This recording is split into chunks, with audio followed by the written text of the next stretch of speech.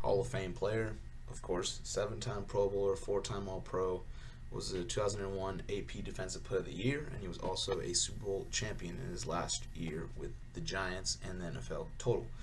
This is a guy that's racked up over 800 tackles, 141 and a half career sacks, multiple fumble recoveries, multiple forced fumbles, multiple pass deflections, even having 4 interceptions and playing in over 200 games.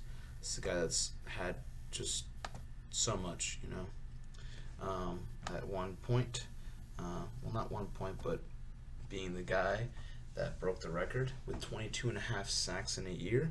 So until then, no one's really been able to break it. It's pretty hard. I'm telling you, 22 and a half sacks, it's hard. Anyway, he was able to do that. So that was fantastic. And he was also part of the All-2000s team. Just a player that really had so much heart, had so much charisma, and just loved the game. And I think Michael Strahan is going to bring that to New York, like he's always had in his entire career out there. And he's going to light people up. He's definitely going to get to the quarterback, and he's going to be a havoc wrecker. He's going to definitely wreck some havoc. He's going to wreck a lot of this offensive teams over here. I really think he's going to be a very, very dominant force on this defense. All right, now, defensive tackle-wise, you got Keith Hamilton. So the defensive tackle is going to be Keith Hamilton, a guy that was picked up in 1992 in the draft in the 4th round, and a big dude, played D-end, played D-tackle, going to put him in the D-tackle position. And during his career, he played all of them with New York from the age of 21 to the age of 32. Was able to have around roughly 450 plus tackles, 63 career sacks, with 14 fumble recoveries, multiple forced fumbles, about 4 pass deflections. Was able to play 150 plus games, and that's the most important thing, is that he was able to be productive. Not the best defensive tackle in his era, not the best defensive tackle ever, but he's going to be there, and he's going to play his butt off. And I think with him, along with Strahan, they both know each other very, very well. It's going to click, and the third one to close it off is also going to click, so it's all going to be all right. And at the end is Justin Tuck. He's played with Michael Strahan. He's been a part of it, and I'm pretty sure that was his mentor, and I think he's really done a fantastic job out there in New York. And then, let's be real here, just age, I guess, caught up with him, and just a lot of injuries. He was definitely a guy that got injured, which was rough, which led him to not have the career that everyone thought he was going to have. Now, he's a 2-time Pro Bowler, he's an All-Pro, won the Super Bowl twice with the Giants. Last 2 years of his career in Oakland, and he had like 5 sacks, and his last year 1 sack, and he didn't play much. Let's be honest here. Guy that got injured a lot, but this was the guy that ranked sack-wise. He had 66 and a half sacks, about 500 tackles, multiple forced fumbles, multiple pass deflections, 100 plus games played. A leader. He was a leader for this team. He was very big. People really did think he was a star for sure. This is a guy that could have at one point had the ability of having double-digit sacks, multiple double-digit sack seasons. But unfortunately, a lot of injuries made Justin Tuck a big question mark, as if could he have been a possible Hall of Famer if he didn't get so injured all the time, or he could have been more reliable. But overall, for this all-time team, I think with Strahan, Tuck, Keith Hamilton all together, it's a perfect game plan, but not a perfect scenario for the other side. All right, now we're going to start with the linebackers, and we're going to start with Carl Banks as the outside linebacker. If anyone that's a big Giants fan, they know who Carl Banks is. He's a big-time reason why this New York team has 2 Super Bowls. He's a big-time clutch linebacker for this team, Just an overall, just a guy, just a fantastic guy, and a guy that I wish played a little more, maybe could have been better statistically, and that way he could have had more of a chance of getting into the Hall. But unfortunately, sometimes he, some injuries, and overall, this was a Giants team that had Lawrence Taylor, so he wasn't actually looked into considerably high regard, but I'm telling you, he should have been. But he's he was 1984 NFL rookie team. He was even nominated for being second team All-Decade team in the 80s. One-time Pro Bowler, he's a one-time All-Pro, and like I said, two-time Super Bowl champion. He's able to play for the Redskins, the Browns, later on in his career. His heyday was as a G-man, as a Giant, and a guy that racked up about, 860, 70 tackles, 3.5 sacks, multiple fumble recoveries, 3 picks, played in 150-plus games. He's a reliable man. He's a reliable guy. He's going to play his heart out. He's going to be great at that position. And we all know who the other outside linebacker will be. Give you a hint, it's LT. For those of you who know who is LT, the original LT. But yeah, Carl Banks, I think he's going to do swell. All right. Now the inside linebacker is going to be Harry Carson. He's a Hall of Famer, 9-time Pro Bowler, and a Super Bowl champion. Harry Carson, I'm telling you, he's going to be good. I'm telling you, he really, really is going to be a great player. A guy that's, statistics-wise, does not give him enough credit. Hundreds of tackles, definitely multiple sacks, definitely, was able to play 150-plus games, which is great. 11 picks, probably a little more than that. This is a guy that's been all around the guy, part of the 1976 NFL rookie team, had the ability of playing for the Giants and winning a Super Bowl in 1986. This is a real deal, man. This was a guy that was going to get after it and be tough and be hard, and that's what the Giant football has really tried to establish themselves as, a very hard-nosed football organization. And so I think, all in all, it will work out well. Now comes the other inside linebacker, the final one on this defense, Jessie Armstead, which is a 5-time Pro Bowler and All-Pro, playing his last 2 years, 02 and 03 in Washington, but prior to that, all 9 years in New York since 1993, getting drafted 8th round as well. Just a guy from the U that was ready to prove himself, and he had a pretty good career, playing over 150 games, having 12 picks, 2 of them for touchdowns, multiple forced fumbles, multiple fumble recoveries, having 40 career sacks for an inside linebacker position, not bad, and the ability of having almost 1,000 career tackles, it's another thing. So, along with having a safety there, overall, it's what you need. He's a playmaker, 1993 NFL rookie team. He was, his best year was 97, but I'm telling you right now, overall, great football player, and I think he's going to do really well with Carson on their side, and he's going to have an outside linebacker right next to him that is arguably one of the best football players to ever play this game ever. So, all right, outside linebacker is going to be Lawrence Taylor. It's pretty obvious. He's pretty much one of the best players to ever play this game ever. Anyone that disagrees is an idiot and doesn't know football. So, anyone that's pretty much younger than 20, they probably either don't know Lawrence Taylor, or people that are, they got to be knowledgeable, right? The average fan, I'm pretty sure the average people that follow football but don't really follow football, they don't know who LT is. They should. He's the best linebacker ever, best outside linebacker ever, should I say, and just one of the top 10 greatest NFL players of all time. Simple as that. He's a Hall of Famer.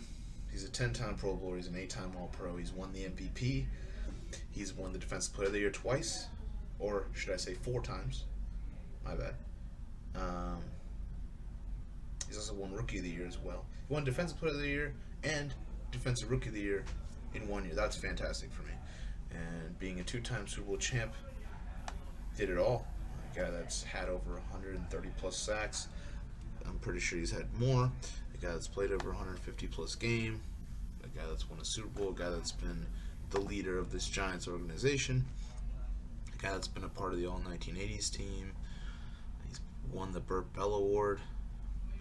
And to win Defensive Player of the Year as well as Rookie of the Year in the same year as a rookie, that's impressive. So, having that said, he ranks believe he ranks right now 13th all time in sacks. So, there's a lot of sack artists out there, but Lawrence Taylor was a monster. Like, heavy hitter, heavy trash talker, a guy that was very competitive, so when it was game time, he wasn't going to talk to you like a friend. He was going to hate you for 3 hours. So, it's a scary individual to have Lawrence Taylor and Michael Strahan in the same defense, so I just really enjoy what they got going on here on the defensive side of the football. All right, now you want to go with the secondary. The first guy I'm going to go is Corey Webster, corner, a two-time Super Bowl champ. He's played with the G-Men his entire career from 2005 to 2013, so a solid 9-10 years. A guy that's, he had his moment. Overall 20 picks. Wasn't a guy that intercepted much and wasn't one of the best corners I've ever seen in my life, but he was able to be, for his position, for his time, for this team, he was able to just be cooperative and just be a great player. He practiced, he was a hard worker, and he was a productive guy to them for this defense that won 2 Super Bowls. Prior to him retiring in 2013, he won in 08 and 07 and 11. So, this is a guy that you want to make sure that you get him to a comfortable spot. Definitely not a guy that you're gonna, be like, oh, he can go up against the best in the game. Wouldn't go so far to say that. So, in my opinion, this might be a challenge for this team. I would have to say that the corners are alright on this team, but they're not the best. So, alright, and then the other side with the other corner is going to be Dick Lynch. Dick Lynch, he was a one-time Pro Bowl and a one-time All-Pro. DB started in Washington his first year in 58, and then from 59 to 66 was a Giant. Overall, played in 100 games, 37 career interceptions recorded, 4 of them for touchdowns. 3 fumbles, 11 fumble recoveries for a touchdown. This is a guy that's had a lot of value for this team, and honestly, what I can say is they're probably going to target Corey Webster more than Dick Lynch because, again, Dick Lynch was able to get 37 career interceptions. That's hard, especially when you're a pro football player. So, like I said, this isn't the best corners, but I would say Dick Lynch is definitely one up on Corey. All right, now Emlyn Tunnell. Free safety, Emlyn Tunnell. Free safety, Emlyn Tunnell. Hall of Famer, 9-time Pro Bowler, 4-time All-Pro, 2-time Super Bowl champion. He won one with Green Bay. He won one with the G-Men. And if I meant Super Bowl, I meant NFL championship prior to the Super Bowl era. He's a guy that played from 1948 to 1961. So, no, he did not have any ability of being in the Super Bowl, but 79 career picks for his entire career. That's saying something that's dangerous, and putting him at free safety, it's a dangerous thing, putting him at that defensive back. I think, yes, he is the leader of this secondary of the Giants. I think Emlyn Tunnell will definitely be the voice of them. I think having him and Lynch, two guys that can have seasons where they have more than one or more than 2 interceptions, that's big. So having Emlyn Tunnell, having Dick Lynch, fantastic, and Corey Webster can definitely learn from those guys and probably get better. All right, last but not least, we're going to have a strong safety, Jimmy Patton, 5-time Pro Bowler, 5-time All-Pro, won the NFL championship. Just a guy that, is going to do well. He's definitely going to do well. 52 career picks. He was an All-Pro and a Pro Bowler for about 5 straight years. There was a time where he had 11 picks in a season. So that's saying something, overall gifted player. He's played many, many games, and I think he's going to do just fine. Honestly, that's what's going to happen. I think Jimmy Patton, give him a grade A there. I think he'll do just fine. And, I definitely see him being a pretty good contributor. So the ability of having guys that can at least Corey Webster has had 20 career picks. This is a secondary, that can get picks, a lot of them. So, my opinion, I wouldn't feel too bad about it. All right, now kicker, you got Lawrence Tynes. He's a two-time Super Bowl champ. Played for Kansas City, played for the G-Men, pretty well. Overall, had a career of an 81.5 field goal percentage.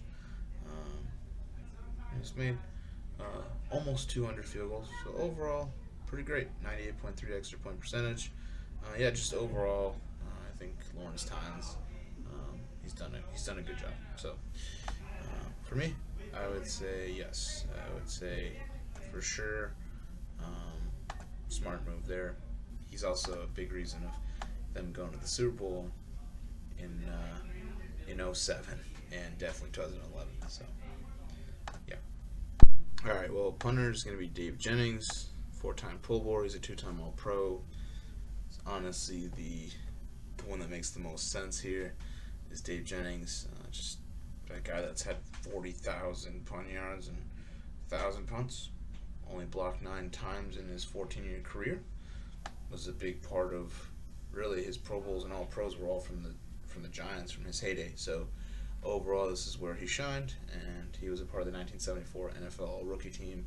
So again, more reason to just put the most obvious punter that the Giants have ever had. The best one has to be, of course, it has to be Dave Jennings, not Jeff Eagles. I'm not going to put Jeff Eagles there as the punter. It's just going to be Dave Jennings. So, all right, returner David Magee, 2-time Pro Bowler, Super Bowl champion.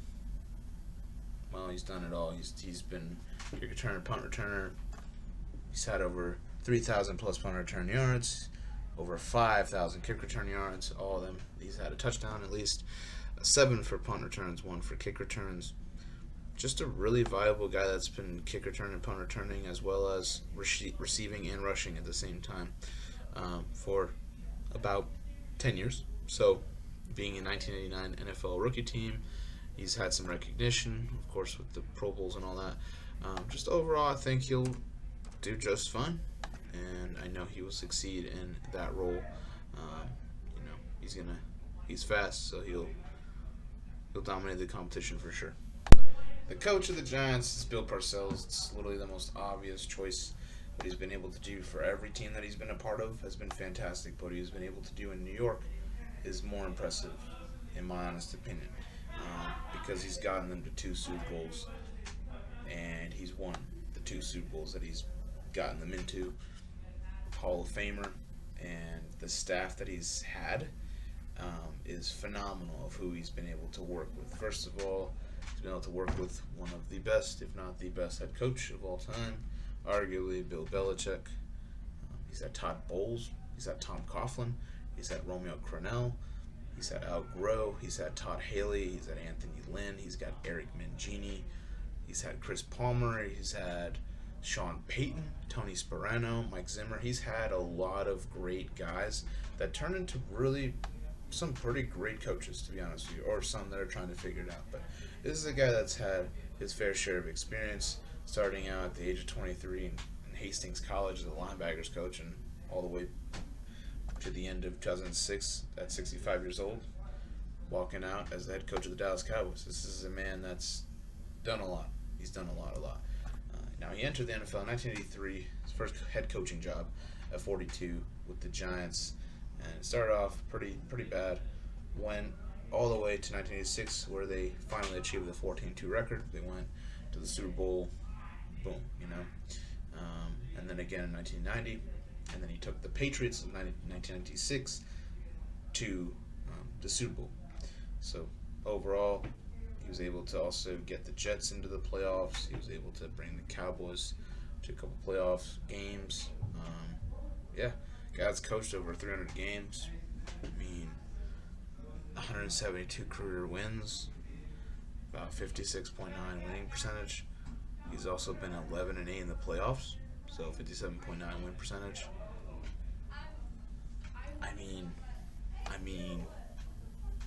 Overall, he's been able to excel everywhere he's gone, and he's been able to be a coaching mentor anywhere he's gone. So I would have to say that, putting him is literally the easiest choice ever. He's got to be the coach of the Giants.